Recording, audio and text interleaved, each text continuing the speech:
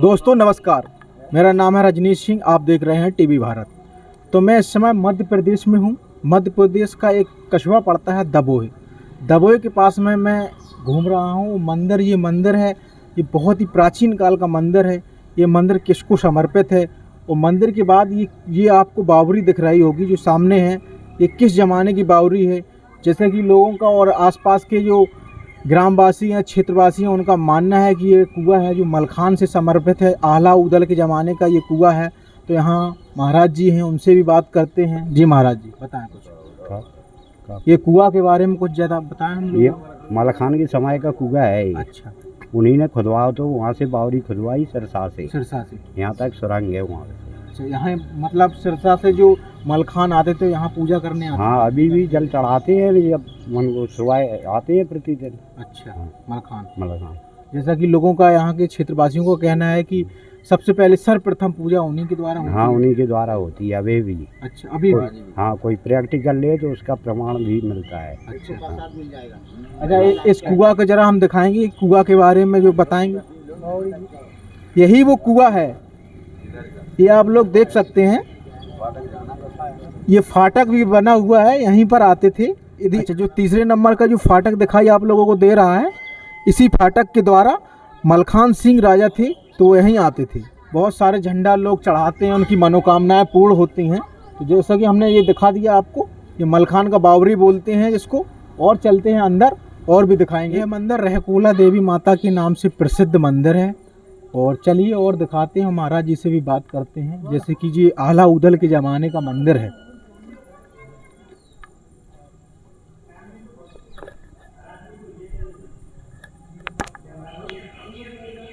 तो दोस्तों हम लोग मंदिर परिसर में पहुंच चुके हैं, जैसे कि हमने आप लोगों को दिखाया।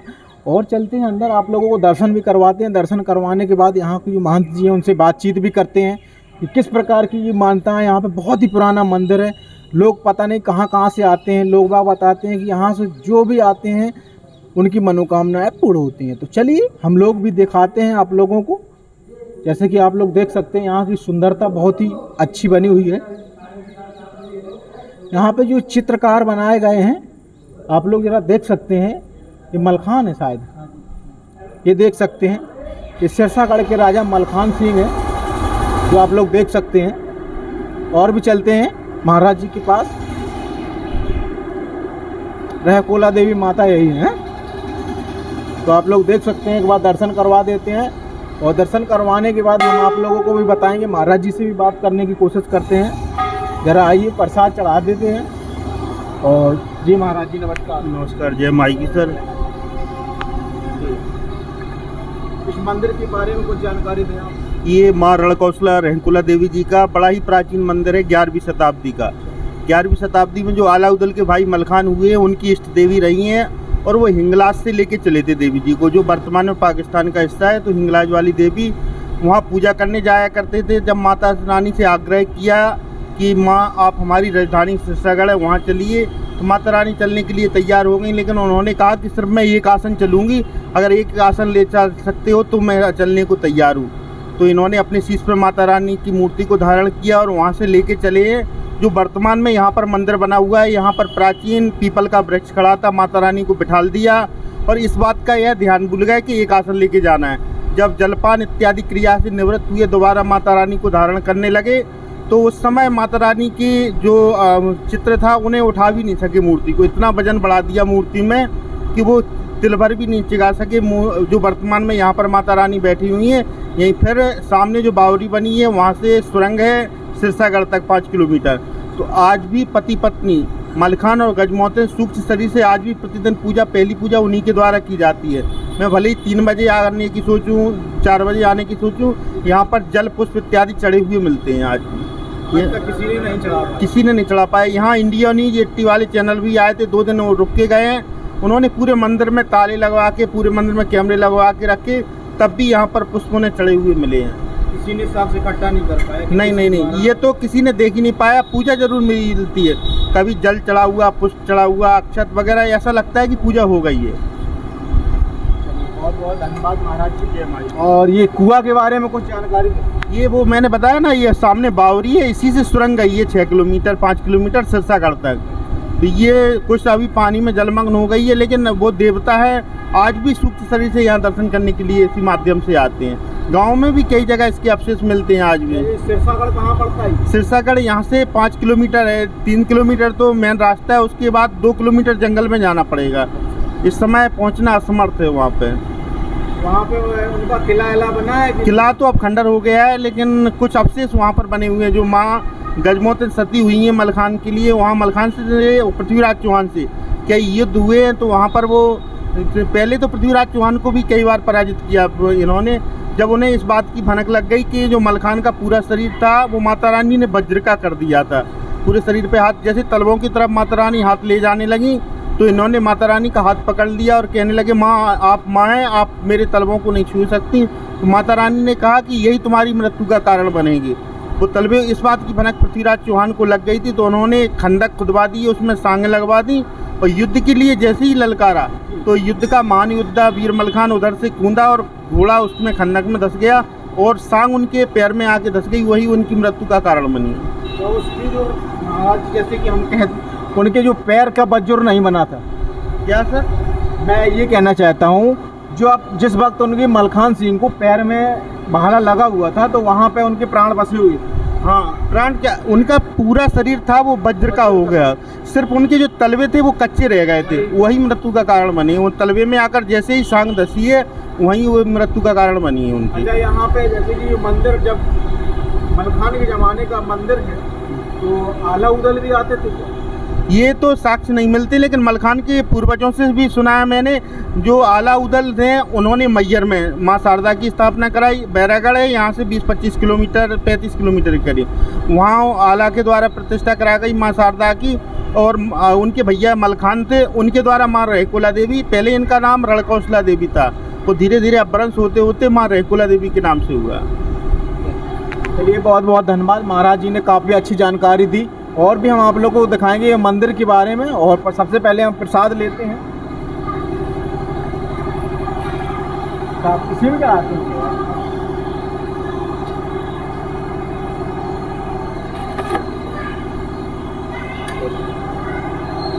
चलिए उस बार दर्शन करवा देते हैं।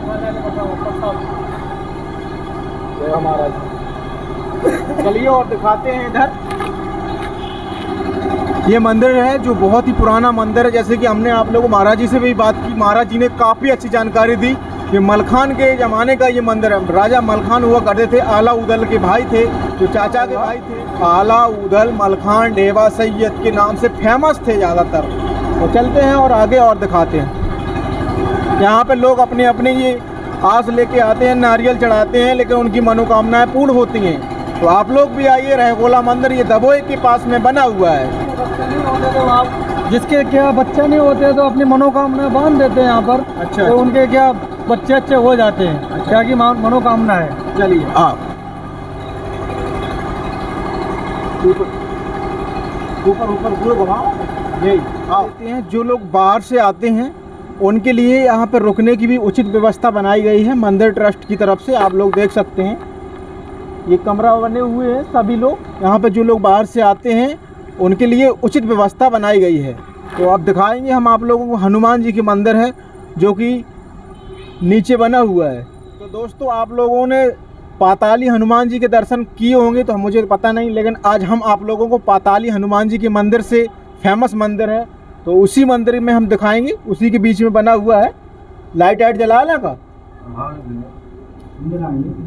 आइए दोस्तों, हम आप लोगों को दर्शन करवा देते हैं। छोटे छोटे रास्तों में जो लोग आते हैं उनके लिए हनुमान जी बड़ा रास्ता बनाते हैं।